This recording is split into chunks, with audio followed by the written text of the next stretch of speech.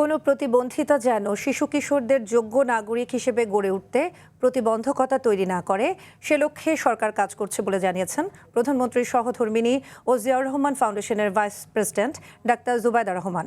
দুপুরে রাজধানীর করাইল বস্তিতে স্বাস্থ্য অধিদপ্তরের উদ্যোগে প্রতিবন্ধীদের স্বাস্থ্যসেবা ও পুনর্বাসন কার্যক্রম শিশু স্বর্গের উদ্বোধন অনুষ্ঠানে তিনি এসব কথা বলেন।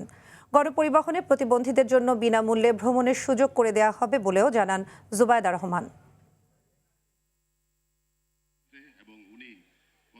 বাসে, ট্রেনে, লঞ্চে বিনা ভাড়ায় প্রতিবন্ধী ব্যক্তিদের যাতায়াতের বিধান করা হবে।